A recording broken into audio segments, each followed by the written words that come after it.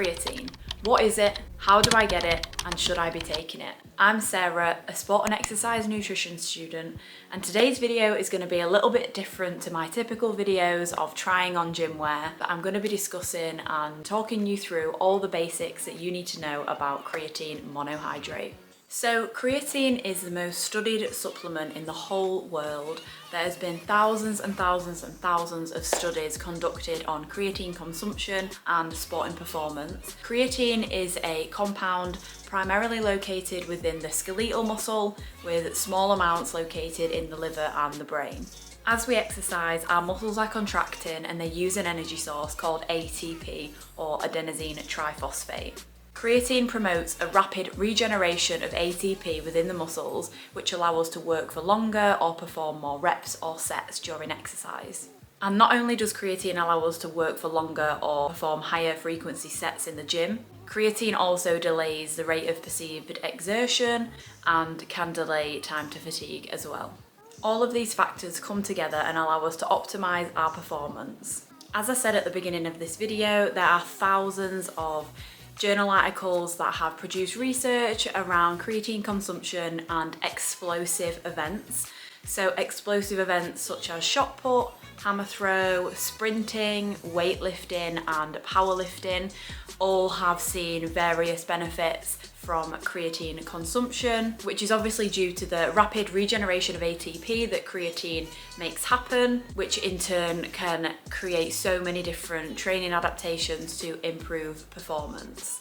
The different training adaptations that creatine can induce are improving power output, improving muscular endurance, altering body composition, and increase lean muscle mass. Sources of creatine include red meat and fish. However, the recommended doses of creatine are 3 to 5 grams per day. And to get 3 to 5 grams of creatine per day, you would have to be in an excess amount of creatine. And I think I read one journal that said you would have to eat about 8 steaks to get the recommended creatine amount, which is a lot of steaks and quite unrealistic. Therefore, a lot of sports journals recommend creatine supplementation. There's a creatine recommendation of 3 to 5 grams per day, and it also is recommended to partake in a creatine loading phase of 20 grams per day for about a week. The most common form of creatine supplementation is creatine monohydrate. You can pretty much buy creatine anywhere from any page or website or company online. However, there are a lot of cons in doing so. If you're looking to supplement with creatine, I recommend going on a website called Inform Sport because their priority is to keep athletes safe.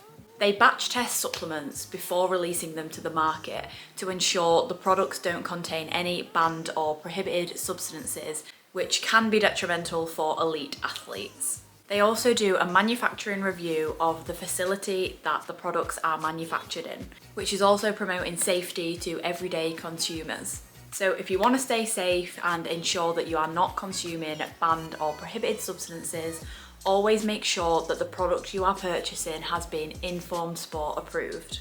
On the Inform Sport website, they have a list of various companies that are selling creatine, and I did actually click on the Grenade creatine company, and they actually withdrew from Inform Sport on the 22nd of July 2022, which I have no idea why, but for me, I would not be purchasing the Grenade creatine because I maybe need to do a bit more research on that, but they have withdrawn from the Inform Sport website, which is a little bit of a red flag because it's important that all products are batch tested so you know that you are safe.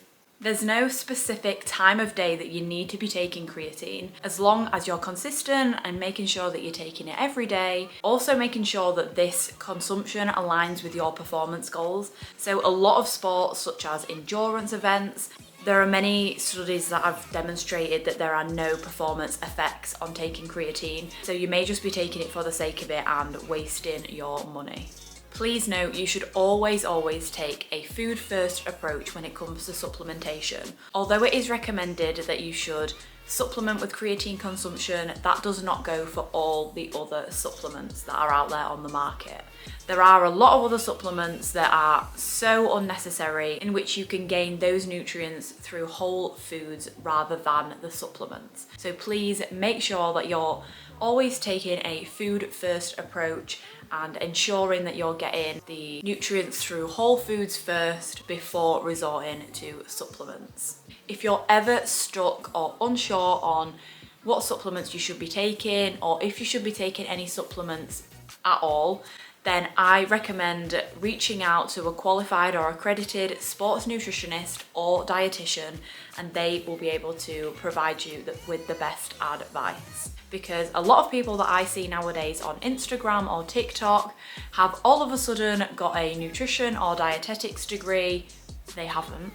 And they're giving out loads and loads of information to people that isn't evidence-based or backed by any journals or governing bodies. And I believe it is quite detrimental to people's health if they are giving out this advice with no qualifications or any in-depth knowledge. So please reach out to an accredited sports nutritionist or dietitian for the best and safest advice. Remember to stay safe and take a food first approach.